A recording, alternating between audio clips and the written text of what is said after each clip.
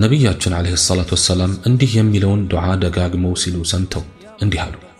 አንቱ የአላህ መልእክተኛ ሆይ ብዙ ጊዜ አንተ ቀልቦችን የምትገለባብጥ የሆንክ ጌታ ሆይ ቀልቤን በዲንህ ላይ አጽናልኝ ሲሉ እሰማለሁ አሉ እመት ዓኢሻ። ከዚያም ነቢያችን ዓለይሂ ሰላቱ ወሰላም እንዲህ አሉ።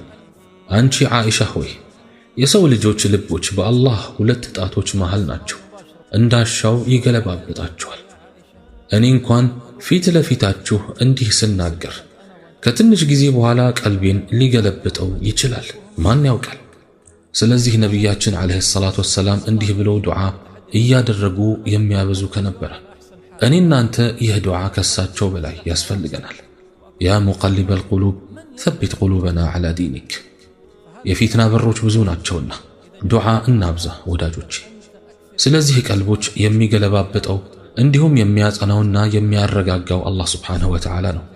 እንኳንስ የኛ የነቢዩም ዓለይሂ ሰላቱ ወሰላም ቀልብ በአላህ ሱብሓነሁ ወተዓላ ነው የተረጋጋው።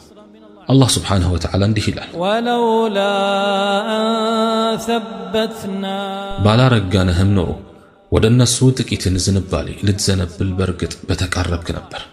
ያን ጊዜ የሕይወትን ድርብ ቅጣት የሞትንም ድርብ ቅጣት ባቀመስንህ ነበር። ከዚያም ላንተ በእኛ ላይ ረዳትን አታገኝም ነበር። ሁለተኛው ኢማንን ከሚያጠነክሩ ነገሮች መልካም ጓደኝነት ነው። ኢማንህ በምትቀማመጠው ሰው የራሱ ውጤት ይኖረዋል። መልካም ከሆነ መልካም ውጤት፣ ክፉም ከሆነ እንደዛው ክፉ ውጤት ይኖረዋል። ጓደኛህ ምን አይነት ሰው ነው? አብረኸው ስለምን ታወራላችሁ? ስለ ደግ ሥራ፣ ስለ ዳዕዋ፣ ድሆችን ስለ መርዳት፣ ወላጆችን ስለ ማክበር፣ ዑምራ ስለ ማድረግ፣ ወይንስ ስለ ዱንያ፣ ስለ ገንዘብ፣ ስለ ስሜት፣ ስለ ቢዝነስ? ተጽዕኖ ይፈጥርብሃል። ሐቂቃ የፈለገ ያህል የሚፈቀድ ቢሆንም እንኳን ስለ ዱንያ ብቻ ማሰብ ይጎዳሃል። ስለ ገንዘብ ብቻ ማውራት ሐላል ቢሆንም ነገር ግን ሲበዛ ተጽዕኖ ይኖራል። ምክንያቱም ቀልብ የሚደሰተው በዚህ አይደለምና ምንም ብርሃን አይጨምርለትም፣ ምናልባትም ሊያደነድነው ሁላ ይችላል። በጓደኝነት ጉዳይ አደራ ወዳጆቼ። ለምን ይመስልሃል ነቢዩ ዓለይሂ ሰላቱ ወሰላም ዲን ያላትን ሚስት ምረጥ ብለው ያሉት? ምክንያቱም ዕድሜ ልክህ አብራህ የምትዘልቅ በላጭ ጓደኛና አጋር ስለሆነች ነውና። ለምን ይመስላችኋል ዲናችን ሚስት ሷሊሕ ወይም መልካም ሴት እንድትሆን የፈለገው? በሕይወት ጎዳና ለመልካም ትገፋፋሃለች፣ ድጋፍ ትሆንልሃለችና። ጓደኛ ያልከው በየቀኑ ሙዚቃ የሚልክልህ ከሆነ ቀልብህ ይለሰልሳል ወይንስ ይደነድናል? ብዙ ማረሚያ ቤቶች ሄጃለሁ፣ በርካታ እስር ቤቶች ጎብኝቻለሁ። አብዛኛው ታሳሪ የእስር ሰለባ የሆነበት ምክንያት መጥፎ ጓደኛ መሆኑ ተረድቻለሁ። ጓደኛህ መጥቶ ዛሬ ጾመኛ ነኝ ቢልህ ምን ይሰማሃል? ሊያበረታታህ ይገባል። ሐቂቃ አንተም የሱን ፈለግ እንድትከተል የሚያደርግህ ስሜት መፍጠር አለብህ እንጂ በየቀኑ የተለያየ አይነት ምግብ እየበላህ ጉልበትህን አታድክም። ሌላው ቢቀር የጾም ምንዳኮ ልዩ ነው፣ ገደብ የለውም። ጓደኛ በቀጥታም ይሁን በተዘዋዋሪ ተጽዕኖ ፈጣሪ ነው። ወላጆቹን አክባሪ ከሆነ አንተም ወላጆችህን ለማክበር ትነሳሳለህ። ሌሊት እየተነሳ የሚሰግድ ከሆነ አንተም ላይ ይተላለፋል በአላህ ፍቃድ። ሶስተኛው ኢማንን ከሚያጠነክሩ ነገሮች ቁርአንን ማስተንተን ነው። ወዳጆቼ ቁርአን በብዙዎች ሰዎች ሕይወት የተረሳው መጽሐፍ ሆኗል። ሞባይል ደግሞ በብዙዎች ሰዎች ሕይወት ገዳይ ፍቅር ሆኗል። ፌስቡክ፣ ቲክቶክ፣ ኢንስታግራም የብልሹ ቪዲዮዎች ማጠራቀሚያ፣ ፊልሞች። እረ ለቁርአን ትንሽ ቦታ ስጠው አንብበው ስትለው አይችልም፣ አይታየውም። እውነት ለመናገር አልፈርድበትም፣ ምክንያቱም ቀልቡ ንጹሕ ስላልሆነ ቁርአንን ማጣጣም አይችልም። ዑስማን ረዲየላሁ ዐንሁ ምን ይላሉ? ልቦቻችን ቢጸዱ ኖሮ ከአላህ ስብሓንሁ ወተዓላ ንግግር ባልጠገቡ ነበር። ሐቂቃ ልቡ ንጹሕ የሆነ ሰው ቁርአን ሲቀራ ይተናነሳል፣ ይረጋጋል። አላህም ስብሓንሁ ወተዓላ አላህን በማስታወስ ልቦች ይረካሉ ብሏልና በተከበረው ቁርአኑ አላ ቢዚክሪላሂ ተጥመኢኑል ቁሉብ። ሁላችንም ወንድሞቼ በህመም በሐዘን እና በጭንቀት እንሰቃያለን። እነሱን ወደ ጎን እንተውና ወደ አላህ ስብሓንሁ ወተዓላ ንግግር እናምራ። ወደ አላህ ስብሓንሁ ወተዓላ እንቃረብ ፈውስ ማግኘትን የፈለግን እንደሆነ።